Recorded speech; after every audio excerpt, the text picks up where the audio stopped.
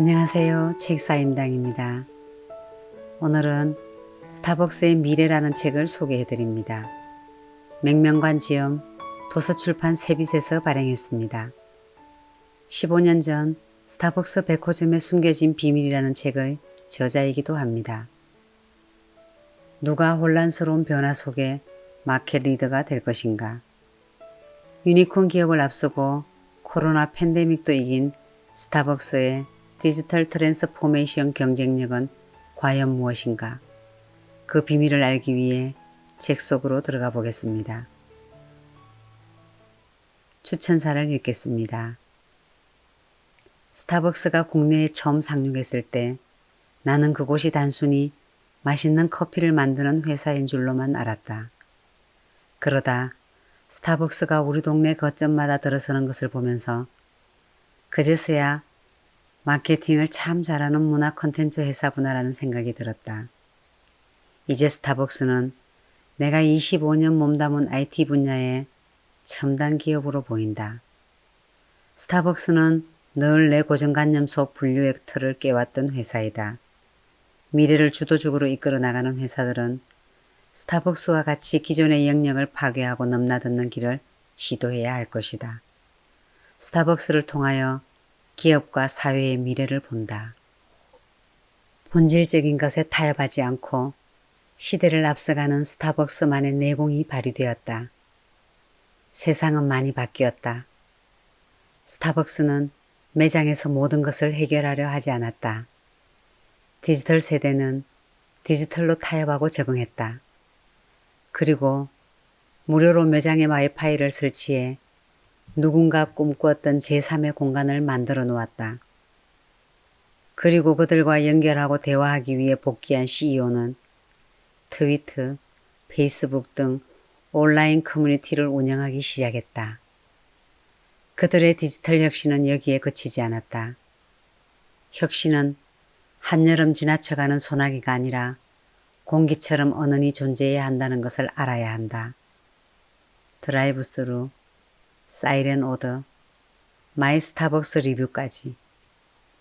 실리콘밸리에 스페셜리스트들이 투입된 후 스타벅스는 경천동지할 정도로 변모하였다. 어린 갓난쟁이에서 20살 혈기왕성한 그리고 능력 있는 청년으로 성장했다. 코로나19 이후 스타벅스의 디지털 트랜스포메이션은 모든 기업의 표준이 되었다. 어떻게 스타벅스는 발빠르게 선두기업이 되었나? 스타벅스를 두고 전문가들은 다음과 같은 질문을 한다. 어떻게 커피 한 잔이 세상을 지배했는가? 커피 회사에서 빅테크 기업으로 더 나아가 금융권으로 나아갈 수 있는가? 그 통찰력은 어디서 오는 것이며 향후 그 성장력의 끝은 어디인가? 커피 산업의 제3의 물결에서 선방할 수 있는가? 글로벌 장수 기업으로 생존할 경쟁력은 있는가? 하워드 슐처 이후 리더십에 대한 대안이 있는가? 이 질문에 대한 명확한 정답은 없다. 그러나 스타벅스의 파노라마를 펼쳐보면 미래의 빅피처를 볼 수 있다. 2007년 더 이상 스타벅스에게 희망이 없어 보일 때 이때 복귀한 하워드 슐처의 7대 혁신 전략은 스타벅스가 존재하는 한 황금률로 남을 것이다.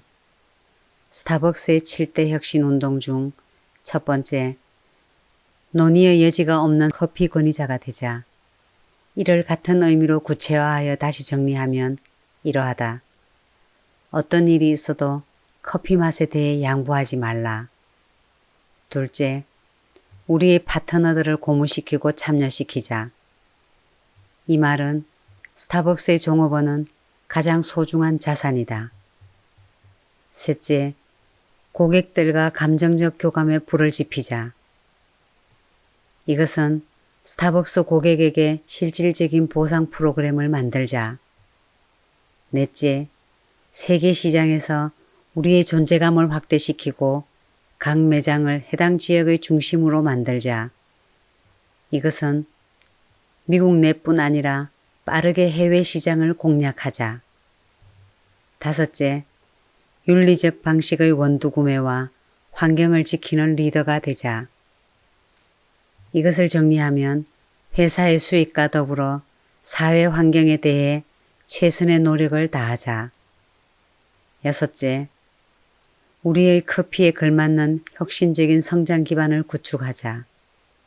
이것을 정리하면 기존의 프라푸치노처럼 혁신적인 신제품을 통해 성장 기반을 만들자. 7번째, 지속 가능한 경제 모델을 제시하자. 이것을 같은 의미로 구체화하여 다시 정리하면 신선한 원두의 안전한 공급과 소비자 니즈의 충족, 상생을 확대하자. 그는 제품에서 마케팅까지 새로운 룰을 제공했다.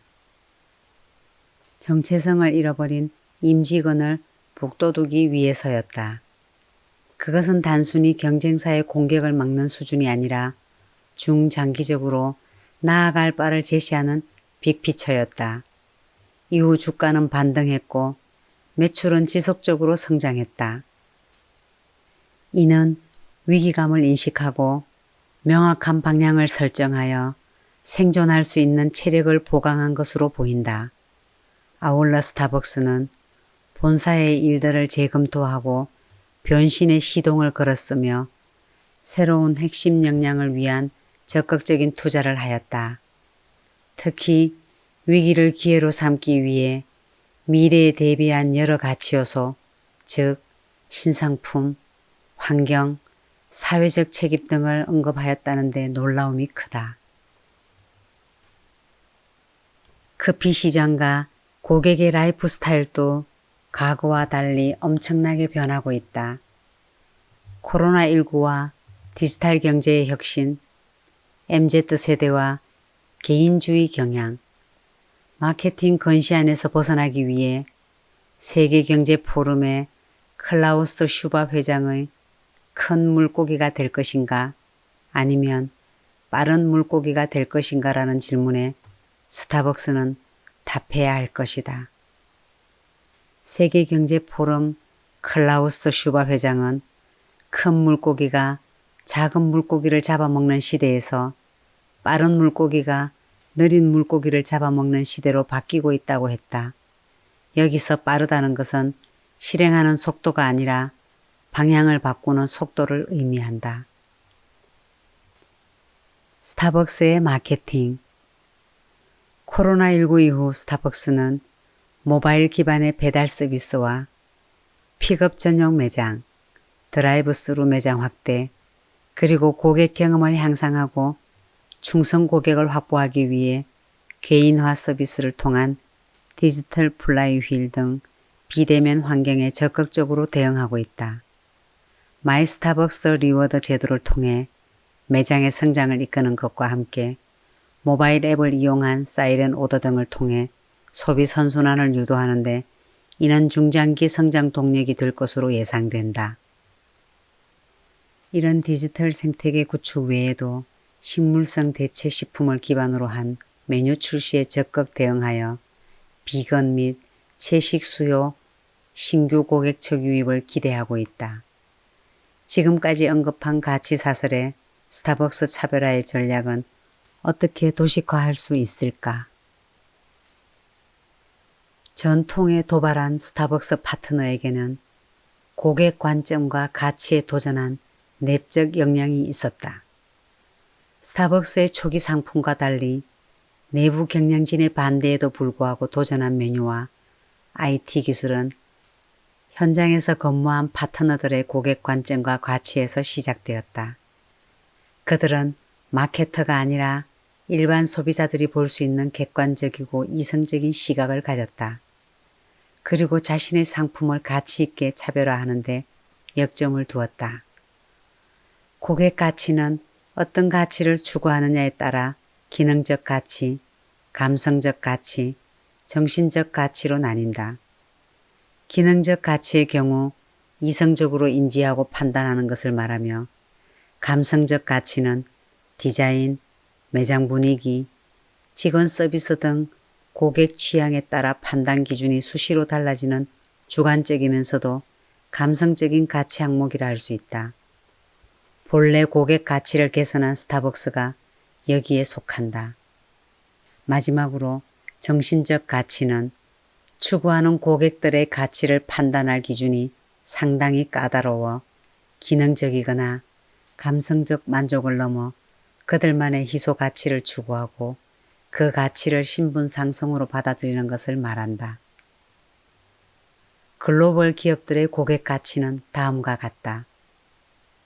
아마존, 제프 베조스.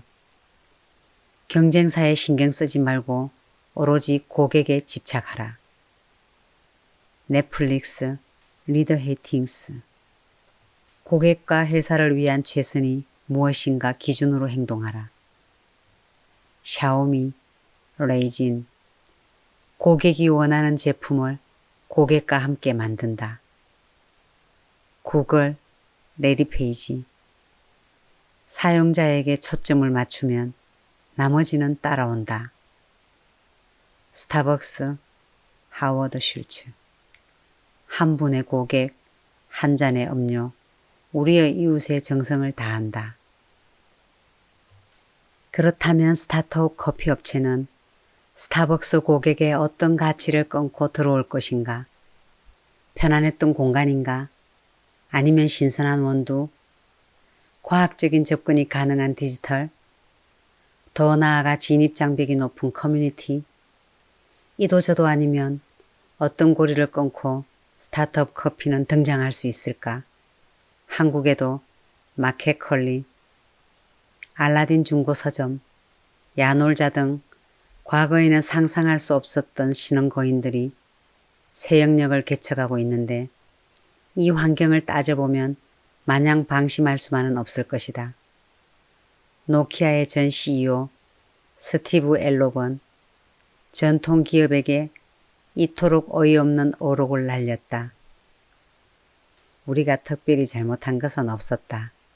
그런데 어쩌다 보니 무너지고 말았다. 승승장구하던 노키아의 몰락, 그가 말했던 어쩌다 보니의 방점을 찍어본다면 디커플링이 어디에서 시작되어야 할지를 예측할 수 있을 것이다. 디커플링으로 성공하는 7가지 원칙을 알아보자. 1. 고객을 대량으로 확보하라. 에어비앤비는 호텔방이 부족했던 컨퍼런스 기간을 이용해 대량의 고객을 확보했으며 우버는 스포츠 경기와 콘서트가 끝나고 우르르 몰려 나오는 고객을 겨냥했다. 고객 하나하나를 유치하기에는 시간과 비용이 든다. 그러니 고객이 몰리는 시간, 장소, 기회를 찾아라. 2. 경쟁 기업과 맞서지 마라. 초기의 기존 기업의 공격 대상이 되면 안 된다. 다만 그들이 제공할 수 없는 서비스나 제공하지 않는 고객을 찾아 나서라. 우버와 에어비앤비가 틈새 시장을 노렸듯이. 3.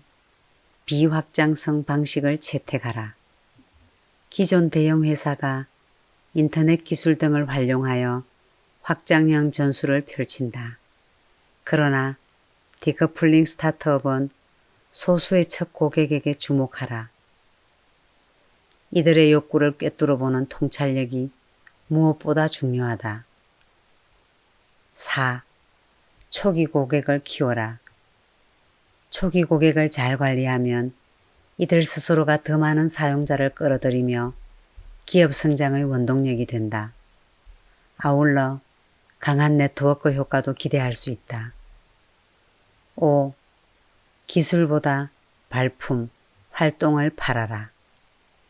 기술은 비즈니스 프로세스에 도움을 주지만 파괴적인 사업을 구축하려면 단순하게 발품을 팔아야 한다.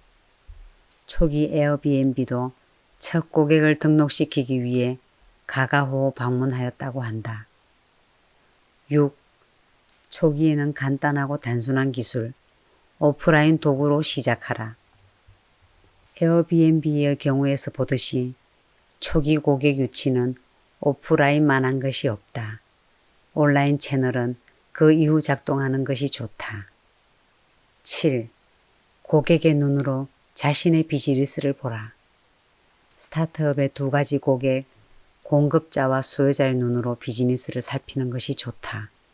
우버와 에어비앤비 경영자들은 정기적으로 자사의 서비스를 이용하였다고 한다. 이를 통해 공급자와 수요자가 어떤 어려움을 겪고 있는지 체험하는 노력을 기울여야 한다. 미래란 무엇인가? 4차 산업혁명 이후 우리는 상상 속에 머물던 현상을 현실 속에 목도하고 있다. 단 한 번도 경험하지 않는 앞으로 다가올 상황을 의미 있게 예측하는 것은 얼마나 즐거운 일인가. 스페셜리스트의 미래에 대한 중장기적 예측은 또 얼마나 진보와 발전을 가져왔으며 우리의 삶을 풍요롭게 하였던가. 미래학자 최윤식은 통찰의 기술에서 4가지 범주에서 미래를 유의미하게 분류해 놓았다. 첫째는 미래는 논리적으로 제법 그럴듯한 요소를 갖춘 형태이다. 상상컨대 합리적인 현상과 사실을 조합하여 의심의 여지가 없는 시제를 이름이다. 둘째, 확률적으로 일리가 있는 타당한 미래이다. 누가 보아도 달리 생각해도 경로 의존성이 높은 통계에 의지하는 시기를 말하는 것이다. 셋째, 확률적으로 일어날 가능성이 낮지만 일어날 경우 영향력이 큰 임의의 미래이다. 여기에는 폭발적인 이슈가 내재하고 있지만 발생할 확률이 낮은 경우이다. 마지막으로 규범이나 비전에 따라 선호하는 미래이다. 미래를 예측하여 다가올 위기를 관리하고 앞선 시장을 선도하는 시나리오 경영 기법을 개발한 로열 더치셀의 사례는 특히 불황기 위기의 시대에 깊이 숙고하고도 남을 교훈을 준다. 책 내용은 여기까지입니다. 누구나 이야기를 하지만 아무나 제대로 이야기하지 못하는 진기한 현 시대의 슈퍼 브랜드 스타벅스. 스타벅스에 대한 국내의 각 분야 유명 전문가 20인의 여러 통찰력을 담은 것이 더욱 이채롭습니다. 이 책은 스타벅스의 미래가 스타벅스의 미래에 국한되어 있지 않다는 것을 보여주므로 대한민국 기업과 글로벌 기업에게 훌륭한 나침판이 될 것입니다. 감사합니다.